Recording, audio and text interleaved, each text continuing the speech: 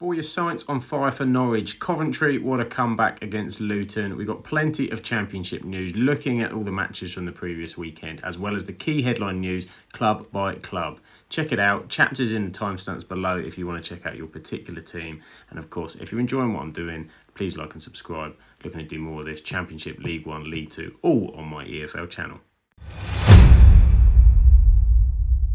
Blackburn Rovers went down in the Championship match on Saturday to Watford, 1-0 at Vicarage Road. That becomes their third away loss in the Championship in a row. Blackburn have also been struggling in front of goal. They were wasteful at the weekend and they've now only scored 2 goals in their last 5 matches, drawing 2 blanks in the last 2 match days. John Eustace was happy with the performance, but he was not happy with the award of the penalty. Penalty given for an adjudged handball on Ryan Hedges. He felt it was harsh. He said Hedges not even looking at the ball. It's kind of come off his back. And even Tom Cleverley said in his post-press match conference that he would have been hard done by had the decision gone against them. Ido Kayembe stepped up and put the penalty in, which meant Watford won the match 1-0. Disappointing for Blackburn. They still sit in 6th place in the Championship though. Their first loss in 4 after a draw against West Brom and Swansea. So they'll be hoping to get back against Sheffield United next weekend. Blackburn Rovers have confirmed that their defender Hayden Carter could miss the rest of the year with a knee injury that's required surgery. 2 to 3 months is what John Eustace is saying. He injured himself in the goalless draw against West Bromwich Albion last Wednesday. 24-year-old defender is going to require surgery. Nasty. Now, he's made 97 appearances for Blackburn Rovers in all competitions during his time at the club. It leaves them with just 3 fit central defenders, Dominic Kiam, Danny Barth and Carl McFadzean. Real problem for Blackburn. And Eustace has added as well, he said, we've lost Hayden, now it's time for someone else to step up and be the man.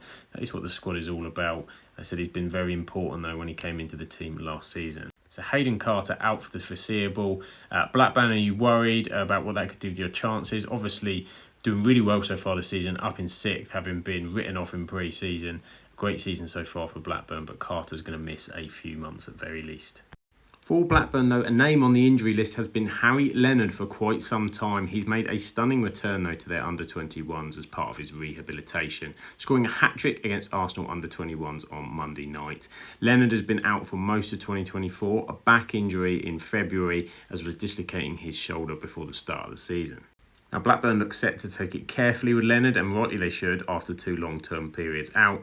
Obviously, Yuki Ahashi and Maktar Gay are 2 options now up front that Blackburn didn't have last season, so Leonard will be battling for them competition when he returns. But the hat-trick for the under-21s shows what Leonard can do. It will give the fans more optimism that Leonard could be on the way back and helping the Blackburn squad out in the near future. Bristol City are loving a draw so far in the Championship. They hit their 7th so far of the season in just 12 games as they held Leeds to a 0-0 draw at home. It was an emotional return to Ashton Gate as well for head coach Liam Manning. He returned, of course, to the touchline, having missed 2 games to the sad death of his son Theo. It was a wonderful tribute to Manning, and Chris Hogg said afterwards, the assistant manager, that he said the best thing was just having Manning back there alongside them and with the team. Real kind of solidarity from Bristol City in these last couple of weeks. And the fact they've managed to remain unbeaten is really impressive as well, with that tricky away game against Stoke last week and the win at Middlesbrough, as well as now drawing at home against a really good Leeds side. So plenty of confidence for Bristol City to take into the next game. They are away against Preston at the weekend. So Liam Manning has returned following his leave of absence, and he said the support that he and his family has received following the death of his poor baby son, truly overwhelming. Black armbands worn, tributes, messages he's had from both Bristol City support and just football supporters in general have really touched him.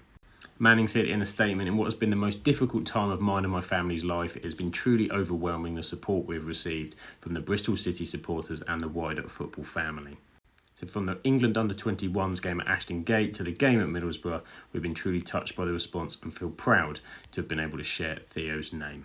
Of course, Chris Hogg, the assistant, has been taking interim charge, and he thanked Hogg as well for his support and looking after the team in his absence. He says, finally, life is extremely precious. Enjoy the good times, stick together in tough times, but importantly, make the most of the time that we have. From the bottom of my heart, thank you. So Manning back in charge and on the touchline for Bristol City. Now, speaking of assistant Chris Hogg, he'd been talking about Bristol City's improvement defensively. This, of course, was their 2nd clean sheet within a week and certainly been improved in the defensive department. The weekend against Leeds, Max O'Leary was brilliant in goal. There was a superb clearance as well from Zach Viner, from the likes of Willie Gnonto, Daniel James having great opportunities for Leeds. Bristol City doing really well to keep these clean sheets. Hogg did point towards a slight change in structure against Leeds. He said, we changed in shape of our possession block, trying to shut out certain spaces for Leeds out of possession. He said, well, they were in possession, it was very much kind of similar. So a lot of things probably to stop Leeds and obviously their dominance in attack. But interesting to see if Bristol City continue this kind of approach. So it's been a good run of form for Bristol City in obviously difficult situations off the pitch. Third now clean sheet that they've had with the two against Middlesbrough and Leeds. So defensively have certainly picked up. A missed opportunity for Burnley at the weekend against a poor QPR side that have been struggling. They failed to hit the net. It was 0-0 in the end. Dominated play, dominated shots 22, but just 4 on target. Burnley couldn't break down QPR and they really did try everything. Scott Parker described it as somewhat of a boxing match, felt they were jabbing away and that they would have knocked them over eventually. They had 96 minutes and they couldn't break through against a QPR team that will be absolutely ecstatic with that point. But it does leave Burnley 5 points behind Sunderland. They're still in the top 2 and they've been on this great unbeaten run with the only loss so far this season against Sunderland. The question is, are the draws going to hurt Burnley eventually? That's their third 0-0 draw of the season and their 5th draw in all. So they've only lost once, but can they turn some of these draws back into wins and really challenge Sunderland at the top of the table? With Leeds and West Brom hot on their heels, Burnley will travel away to Millwall in their next championship game. Burnley forward Josh Laurent has been talking about their failures in the final third, saying that they are working tirelessly to try and improve their ruthlessness in that area. Laurent himself is yet to score for Burnley since his move in the summer, and they really are struggling, scoring just 8 times in their last 10 games. Laurent said after the draw at the weekend that the feelings were mixed. They obviously wanted to win. They dominated but did everything but score. But ultimately, scoring is the key to winning games. Now, Burnley have been on a good unbeaten run, but they do need their forwards to start adding goals to the mix. Burnley have scored 22 in all, but 9 of those came in the first 2 games, and since then, it's been more of a struggle in front of the net. Josh Brown, who has been their most key contributor with 5 goals so far, so he's not doing too bad. But apart from Koleosho with 2, there's nobody else that's stepped up with more than a single goal, which considering their second place is actually quite impressive. But Burnley will be looking for more goals in weeks to come. But on the injury side of things for the Clarets, it looks more positive. Jeremy Sarmiento looks to be in line to return this weekend. He's missed the last 2 championship games against Hull City and QPR. Scott Parker had actually said that Sarmiento was very close to making the squad for the weekend. They didn't want to risk it, but they do expect to have him back for Millwall. It would be good for them. Sarmiento is an exciting player and I think can do some more damage in that Burnley attack. Gives them something different off the wing. The Ecuadorian international winger has got a single goal scored so far this season in 7 matches. Course play for Ipswich as part of their promotion winning team last season. 4 goals in 22 on loan there last season. With a need, as we mentioned, to score goals, they'll be hoping that Sarmiento can add that extra bit of flair and excitement to the attack to unlock some of these difficult defences. Cardiff 0-0 at West Brom. My word, there was a lot of 0-0s in the Championship this weekend. The run continues, the unbeaten run though, where they've gone 5 now without defeat. 2 draws and 3 wins in that run. So Cardiff have pushed themselves up to 20th place. And it really has been a positive step for them since the sacking of Errol Bulut. Omar Ritza must be really fancying his chances of this Cardiff job after the brilliant run that he's been on. He said there's a really good point away at West Brom, who have been obviously up high towards the top end of the table, and does feel that Cardiff are making strides in the right direction. Clean sheets have been a massive thing as well for Cardiff since the switch. That's now their 4th in 5 games, 3 in a row. Very, very difficult to score against. And obviously a few goals going in previous games, not in this one. But Cardiff feel like they're on the right road and match days in the Championship. Lots of rumours coming through at Cardiff regarding Slaven Bilic as a possibility as their next permanent manager. Of course, Omar Ritza has done excellent in his game since Errol Bulut was sacked.